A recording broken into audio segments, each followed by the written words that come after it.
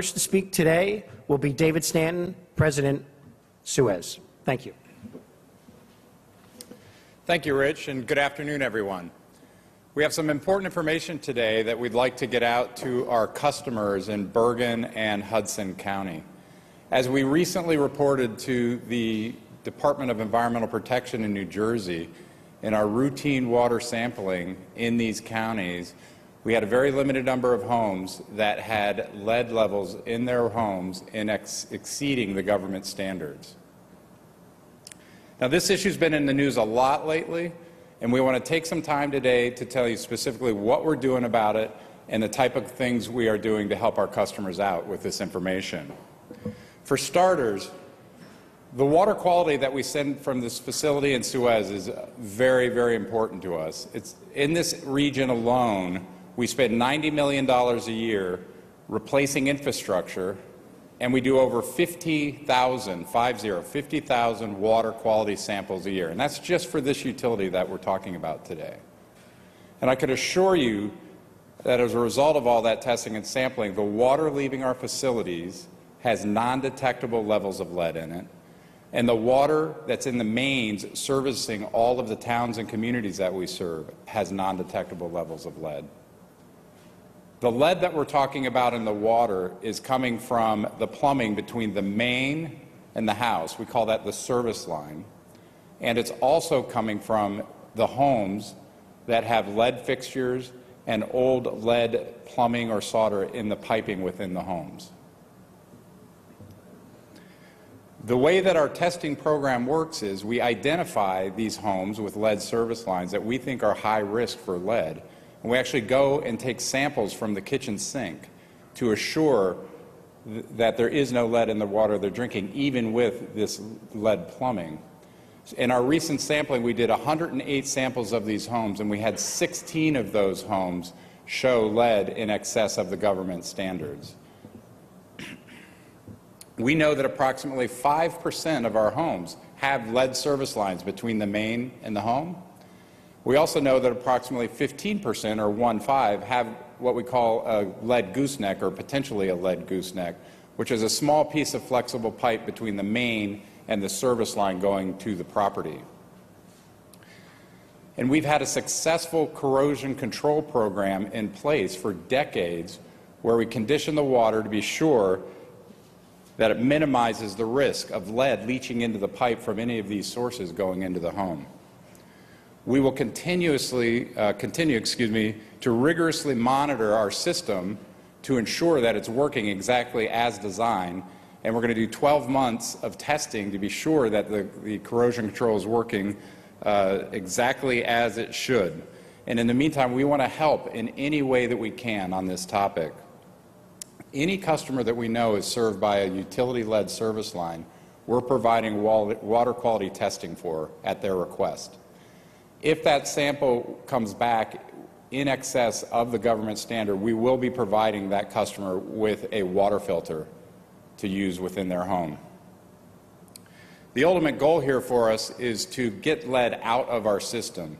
So in addition to corrosion control, which helps protect our customers from lead, every time we go into the ground and we see lead anywhere in our system, which are mainly these service lines or goosenecks, we remove them from the system and put in new materials.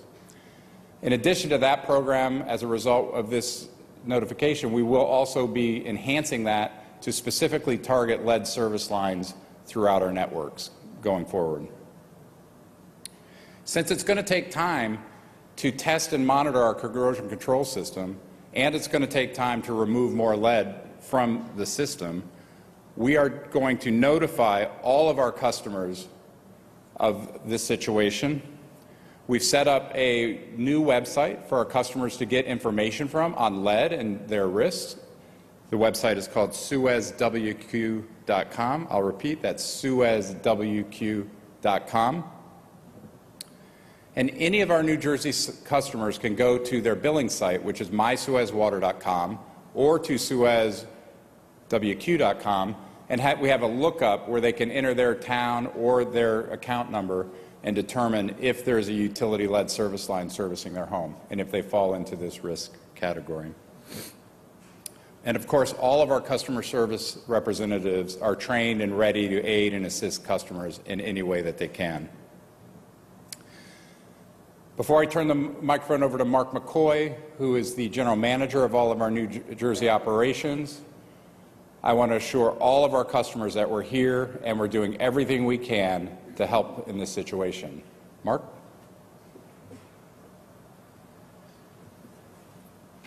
Thank you, David. As we have said, the water that is leaving this facility has no detectable levels of lead.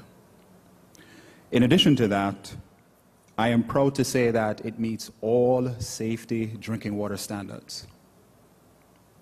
And that's why we have had this state-of-the-art corrosion control program in place for decades. For the 5% of our 200,000 customers that are served by a utility-owned lead line, or the 15%, again, 15%, that's served by a lead gooseneck, we know that there's a possibility that there may be lead, or could be lead, entering your drinking water. That's why it's important to us to continue to monitor our system and ensure that we are doing everything to ensure the water safety. As you can see by the graph that is in front of you, the service lines are pipes that extend from the water main all the way into the individual's premise. And I know I'm not mic'd at the moment, so I do apologize, but from the color that is there, from the blue represents the connection that is from the main to the property line. That portion is owned by Suez. The red portion, which goes from the property line all the way into the home or the business, that is owned by the customer. This is one of the reasons why we are sincerely encouraging our customers to test or to check the line that they have in their homes for the presence of lead.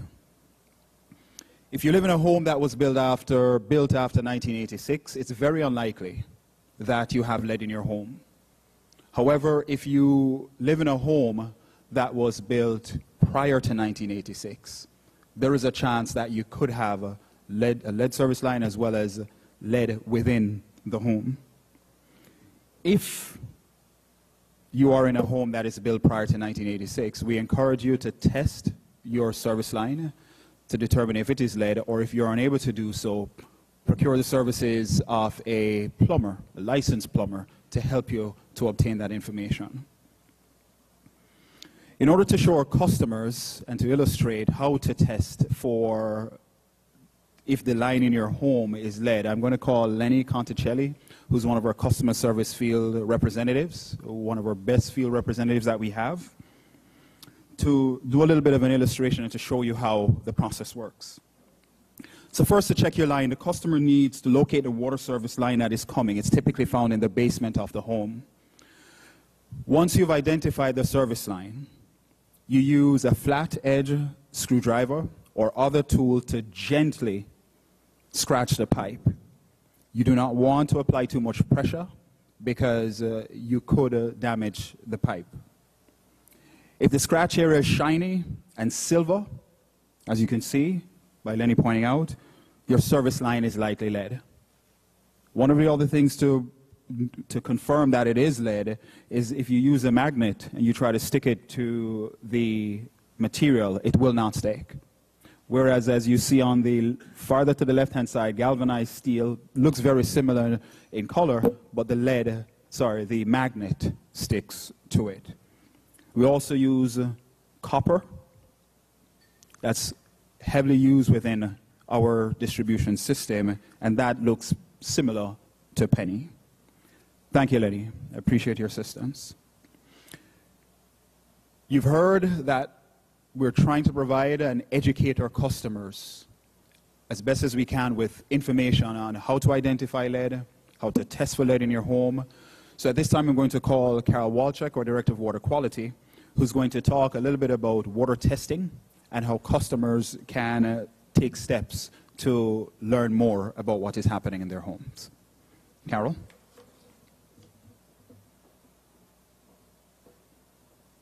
Thank you, Mark. As you've heard, the water leaving this treatment facility has no detectable levels of lead and meets all safe drinking water standards. We clearly understand that the likely source of lead in the drinking water is from the service lines leading to the customer homes and the plumbing within the customer homes. We want to help those customers. That's why we are offering a free water quality test upon request to customers served by a utility-owned lead service line. While the science behind this testing may be complex, collecting the sample is not. There are, however, a few procedures that need to be followed to ensure that the lab can get an accurate result. I will go through the process of how to collect that sample now, but customers should know that instructions will be provided with the test kit. First, the sample needs to have taken when the water in the home has not been used for 6 to 18 hours. For most people, that means first thing in the morning or upon returning home from work in the evening. Use your kitchen faucet. Do not run water prior to collecting the sample. We want to test the water after the 6 to 18-hour standing time. It's also important that you do not remove the aerator or screen from the tip of the faucet, and do not use a faucet that has a filter or softener attachment on it. The sample bottle looks like this, and the way to collect the sample would be to use the cold water tap only. You would place the bottle under the cold water tap, fill it to the top, empty it out again, fill it again, and then cap it tightly. I'll repeat that. You would fill the bottle of water like you would fill a glass of water from the cold water tap, fill it to the top, empty it out, fill it again, and put the cap on. Then you would call us, and we'll take care of the rest. The lab will analyze the sample, and you will be provided with the results. If those results are above the government standard, we will provide you with a filter. There are some additional steps that all customers can take to reduce their exposure to lead. Those include using only cold water for drinking, cooking, or making baby formula, cleaning your aerators or screens on your faucets regularly, and identifying and replacing any fixtures in your home that may contain lead. These tips and additional information can be found on our website, suezwq.com. I'd like to call David back up here for some additional remarks.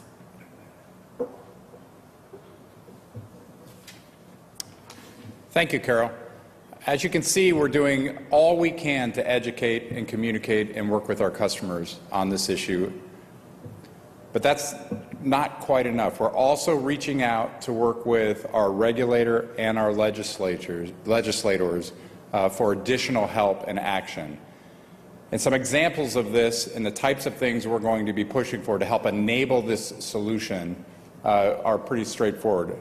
At the local level, one example is every time a city or a town opens up a road is an opportunity for us to get access to lead service lines and goosenecks quickly and at a low cost. So we would like to have local programs that completely inform us anytime there's a road opening in any of the communities we serve. At the state level, we're working with legislators and regulators to look at existing programs and see if there's some enhancements we could make. We're also looking at some new legislation which would allow us, for example, to provide low-interest loans to certain residents to help incentivize and enable the removal of lead on the customer side of the street and the property. At the federal level, we'd like to work with the EPA and see that every time a home is sold, that a homeowner would certify that they have lead plumbing or piping coming in or in the home. Much like we do with lead paint. It's a very simple rule, and it is very helpful to build the database on how to solve this problem. Finally, I'd like to reassure our customers that we're doing everything we can to resolve this issue. We have a dedicated group of professionals working on it full time, and our customer service reps, our websites are all here to help facilitate information exchange and support. We are here for our customers, and we look forward to working through this issue with them. Thank you. Rich? Thanks, David.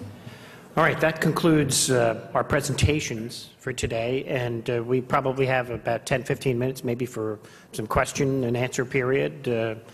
Let's start right, we'll go right to left. Question regarding the gooseneck and your own utility or service lines. You said 5%, 15%. Do you know where they are? Okay, the question is about the gooseneck lines and the service lines and where they're located. Answering that will be David Stanton. Yeah, so we have an inventory of our utility-owned service lines, and we have an inventory of our goosenecks. We also have a small inventory of properties that we want to research and double check. Okay, but yeah, generally speaking, we know where all the goosenecks and service lines are. So in the homes that you tested and those that you found with elevated levels, have you been able to ascertain whether the lead is in their service line or your service line? Because you're saying broadly certain service lines. Yeah, and so the question is in the homes that failed the lead test or exceeded the lead limit, where did the lead come from, our service line or their plumbing? We do not know the answer to that definitively. It's possible both or one or the other, okay? We are doing more sampling as we go forward, but that we don't know the answer to that. We'll just go right down the line. Two questions. Say how many people may be affected. And number two, can you give an estimate of the cost to homeowners to replace their customer service line? All right, the question is how many people might be affected through either lead service lines or the goosenecks? Okay, and then the second one was in regards to... Okay, and then an estimate at how much of a cost to customer service lines. Mark McCoy, if you want to take that. Thank you. We have approximately 5% that, are lead service lines, 5% of our customers in our records that have lead service lines on our side. We had, the number of homes, we're talking about 8,600, somewhere there. Okay? And in terms of, I'm sorry, the second part of your question? Okay, sorry. And the cost to homeowners, we're seeing costs ranging anywhere from $3,500 to $6,000 to replace their side of the line. Again, we're looking at a myriad of factors, the size of their property, the length of the service line. Those are the things that we'll be looking at. David, do you want to add to that? And just to clarify, the cost of remediating the gooseneck portion is borne by the utility as part of our normal maintenance and repair of our piping program. All right. John? Do we know how many homes, though, have the lead from there, from where the property line is, into their home? I mean, I know you're talking about your stuff, which has changed over time. But do we know, my parents owned 1917, my house 1958. What's the possibility that that's all? Right, so the question is, do we have a number of the homes where their service line that they own is going into their house and potentially even have lead plumbing in their house? That's it. That's a good question. Yeah, so our records relate to the asset that we own, which is the service line to the curb. Should there be a circumstance where we have a copper line to the curb and it's a lead line to the home, we would need the homeowner to inform us of that, which is part of the education program that we're pushing out right now, and why we are sending it out to all homeowners, regardless of whether they are registered in our database as having a lead service line provided by the utility. So the potential of people having lead really coming into the house and take the whole system could be much higher. Again, I think as Mark had said earlier, you know, homes built after 1986, we know, fairly succinctly that those homes, were not built with lead lines and all. Homes prior to that, there's certainly a possibility. that there are lead lines coming into those. In 1955, they all changed the copper.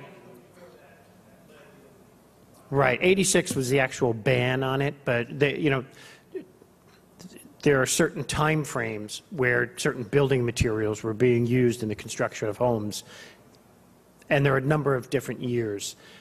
What we're simply saying here is that we're providing the information to customers so that they can make the check in their basements or where their water line comes in to check to see whether or not they have lead lines coming into their homes.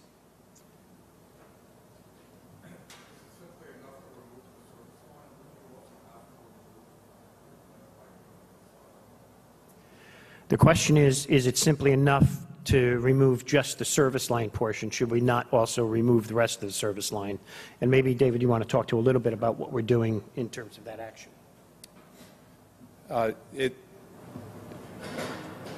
It's clear that at a minimum, we need to get rid of the service lines on our side. On the customer side, getting rid of the service line alone is a big step towards improving the water quality in their home and reducing their risk, so we highly encourage that. It is also possible that their interior plumbing has lead in it. It would take a certified plumber to ascertain for them if there was lead within the interior of their older home, and they would have to remediate that as well to be completely lead-free in the actual premise. Assuming without knowing that if you have a lead service line in your house that old, chances are, correct me if I'm wrong, you would have lead pipes inside your house. Yeah, possibly. If you have an older home, it's worth checking. I would just, we have some specific instructions on that in the guidelines. But yeah, if you have an older home, you should check all potential sources. And Carol, you want to add to that? I just want to add to that, since we don't have control over the customer's plumbing, the way we try to manage that is with a very good corrosion control treatment system. We try and minimize how corrosive our water is to that plumbing because we don't control it. That is what we have in our control. Thank you. I just want to go down the line. Scott? What's causing these exceedances right now? And has anything changed in the chemistry of the water that would cause more corrosion or lead to leach from these pipes? That's a good question. So the question is basically, has anything happened? Because, we've now seen this one level of exceedance where we've had corrosion control for decades. And, what might be the cause of that? Anybody want to, David, you want to start? Carol can add. So we've had corrosion control in place for decades. We have taken this test, routinely and not tripped the limit under the lead action level rule to this date. We are exploring all aspects of the system to make sure that everything is operating appropriately. And I can assure you we have all the best practices and technology available to the industry. We know the science is behind us in corrosion control making it work, but we've not ascertained if anything unusual caused this particular group of homes, population of homes to exceed the limit, which is why we're taking this action to notify all our customers. It's just something we need to be aware of and be conscious of. pH levels, are they pretty much? Our pH levels are under control, and there's been no, I would say, they're exactly as they're supposed to be. When were the 108 tested for? The sample period opened up on July 31st and completed on December 31st of 2018. It seems like you're all taking this very seriously. How serious of an issue is this? Is this something that everyone in Hudson and Bergen should definitely be aware of? I know you're trying to reach out to everyone in those categories. How serious of an issue is this? The question is about the seriousness of this announcement today. And I think we can just go to yesterday to gauge the seriousness, because the governor of New Jersey had in his report, his State of the State, dedicated several paragraphs to what he believed was a statewide and a nationwide issue, which happens to be lead in drinking water. And even the governor was talking about, looking for government resources to be able to attack this front and to be able to put lead out of the water supply, right? And I think that's really what our primary goal here for us, as well as for the governor, is to see lead go away, get the lead out. Those homes that are impacted, any idea of these customers deal with health problems related to lead exposure? Health problems in terms of lead exposure. Again, when it comes down to it, we are a water company, all right? We're encouraging our customers who have concerns to talk to their local health officials or to their physicians, right? Because those are truly the health professionals. No one has reached out to you, health departments, No. so we don't know. One of your representatives mentioned that you know about 8,500 homes that have the lead service line. Do you have an idea of the total number of homes that could potentially be impacted when you factor in the lead service line and then the potential of lead within the home itself? Like how many people are we looking at here total? Question is about how many people total in regards to our service lines and adding potential for customers to have not just service lines, but I guess lead in within their households as well throughout Bergen and Hudson counties. Mark, do you want to take that?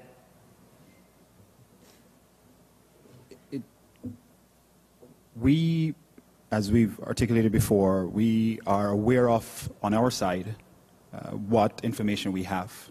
Our inventory as it relates to approximately 5% having lead service lines, about 15% having the lead goosenecks. In terms of what is happening within customers' homes, that is very difficult at this point to quantify, because unfortunately we do not have that information. And that is a part of what we're trying to gather as we educate our customers, as customers contact us for more information pertaining to whether they have a lead service line or not, when they call our call center. The education program is, as we are getting more information, how do we use that data to update our information internally so that we can get more information to respond to that in the future.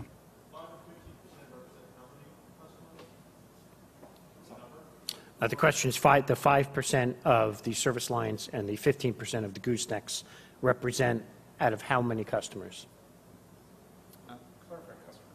Yeah, that's very good. That's a very good point. So I want to clarify there's a difference between customers and connections. So our footprint here, we're talking about 200,000 connections.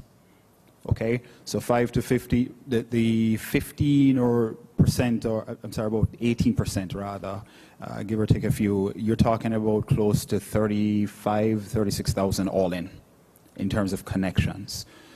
As far as customers are concerned, you can use typically 3.5 to 4 to multiply by the number of connections to get a general idea of the number of customers.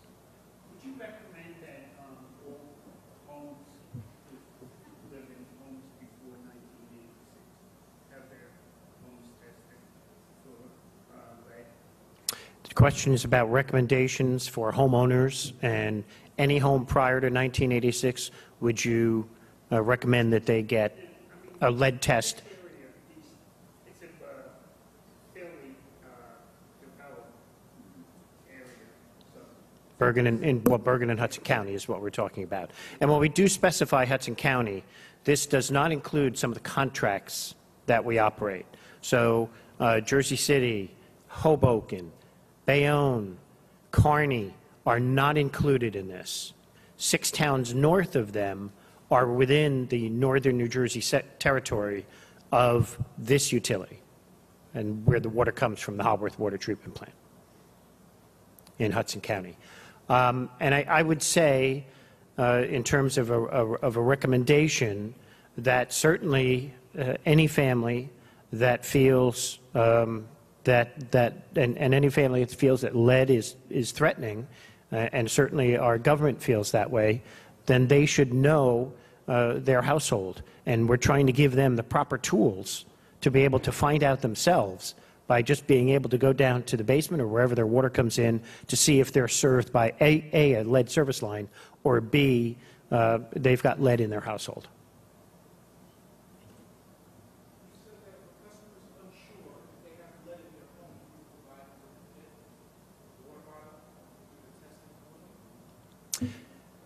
That's a great question, and I don't... Okay.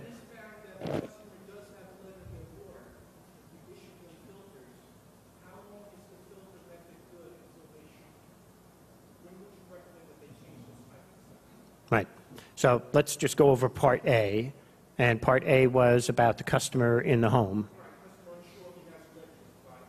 Right. Provide them with the test. And then B, whether or not and how long it takes for a filter, how useful the filter is in terms of that. Right.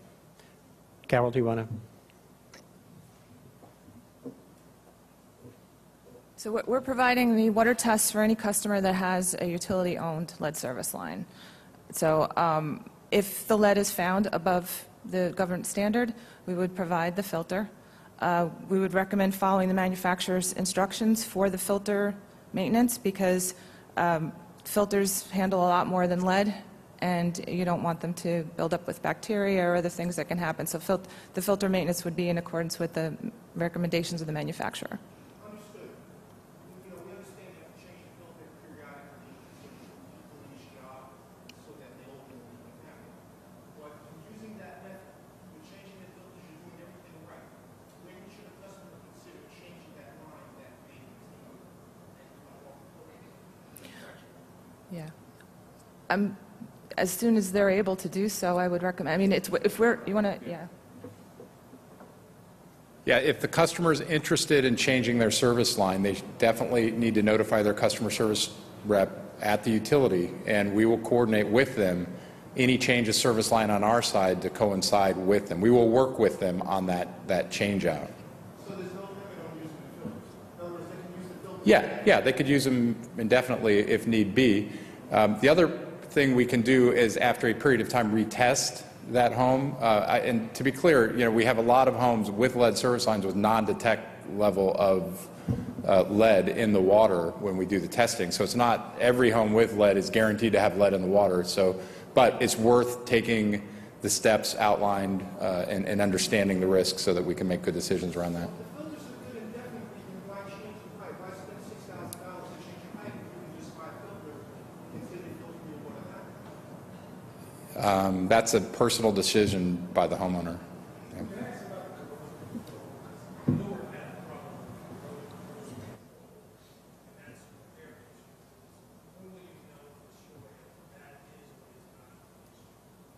So the question is all about corrosion control, and when would we have an understanding of when our corrosion control would be at its most effective? Mm-hmm. Okay. David? Yeah, I'm not going to comment on the Newark situation because I'm not expert or familiar with it, but I can tell you that we have a very robust and well-managed and maintained corrosion control program, and we've had it in place for a period of time. We are going to continue to monitor and optimize that if required by our monitoring for a full year of testing before we just say everything's fine with our corrosion control. Okay, we think it's working fine right now, but we are going to do a full year of testing before we are taking, you know, are sure, just, you know, with that. So, hope that answers your question.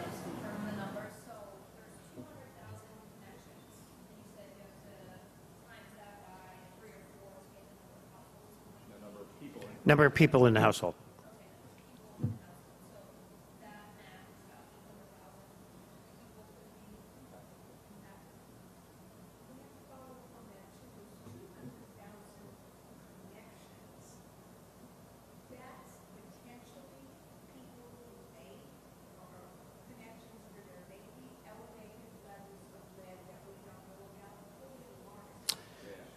Yeah, maybe we need to just put this all in perspective. The question is, we have a water system, when it leaves here, it goes to 200,000 connections, whether it's a single-family home, a small business, or a large business, all right? I think what we're trying to say to you is also that in 1986, regulations changed. So any house that was built after 1986, let's try that one again. Any house built after 1986 will not have lead. It will not have lead in its service line. It will not have lead within the house. Okay? So all of those homes, you can sort of move out. Any house constructed after 1986. Houses prior to 1986, there are some of the ones in the house that we're certainly more concerned with. We have outlined that what we know of the lead service lines that are owned and operated by Suez, being the 8,500 or so that you've seen here, and that's that I think it's in red color over here on the chart. All right, we have 8,500 of those, all right, which we're targeting replacement of those at around 7% a year. In addition to those tiny little goosenecks that you see, I think it's in green out here, and they said roughly that's about 15% of our service population out there that might be served by that. That's actually about a 6 to 12-inch piece of pipe, but we want to make sure that those get dealt with as well. So those are going to get changed out at that frequency as well. So from our side, we know prior to 1986 where those are, all right?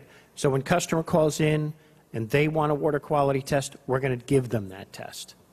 If they have shown that their lead levels exceed the government standards, we're going to give them a filter. For customers who on their side of the service line or within their house, which is why we're trying to get them to take that scratch test so they can really identify whether or not they have a lead line, all right? We're not sure of all of those, all right? We might have a guess, which you won't know of today, but we're not sure of all of those. And right now, that's what we're having customers come back to help us with that information. And when they do call us, we're more than happy to point them to reputable testing firms and to firms that may be able to help them replace their lead lines. Scott? How many years is it estimated until Suez replaces all of its lead lines, lead service lines? Well, it's at I can tell you what the regulation is. I can tell you what we're going to do right now, which is about 7% a year. But what we'd like to see, again, and I think this was, indicated in the governor's speech yesterday, is that there's a real targeted assistance coming from whether it's state or federal or even local government in terms of being able to move this ball forward at a faster pace. Roseanne.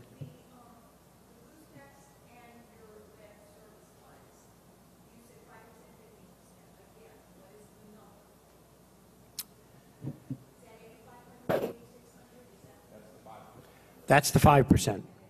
So if you multiplied 85 by 3, that's your 15%. I'm doing my math fifth. That's about 25,000.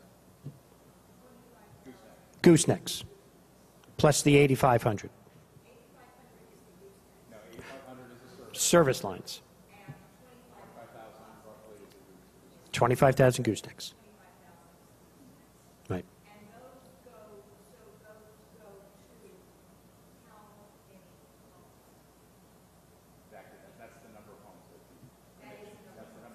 Connections.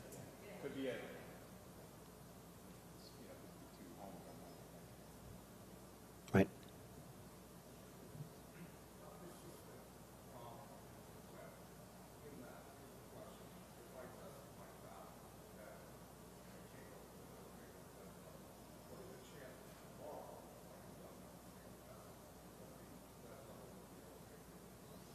How persistent, I'm just going to repeat it, Carol, if you would like to come up. Can lead be within your tap? Could it be changed from today till tomorrow based on your usage? Carol Wolchuk will answer that. So a lot of that depends on how long the water has been in contact with the plumbing. So if it's a bathroom that you never use, then it could be higher because it's been in contact with the pipe and the plumbing for longer. Also, the reason that we recommend that people clean their aerators or screens frequently is because particulate lead can accumulate there if you have a lead source. So when you've got particulate lead there, it's not a controlled release because it's, it's particulate, it's not dissolved. So if your aerator isn't clean, you could get a higher level of lead one day than a different day. Thanks, Carol. Just have room for a couple more questions. The 16 homes that were tested above the current level, were they clustered in a certain area or were they spread out throughout the entirety of your customer base? It seems like you do targeted testing, so I would imagine I'll let Mark McCoy answer that. Mark? The 16 homes were scattered throughout our distribution system. Sorry. As were the 108 also. Yeah, scattered all about. And that's scattered throughout Bergen and Hudson, northern Hudson.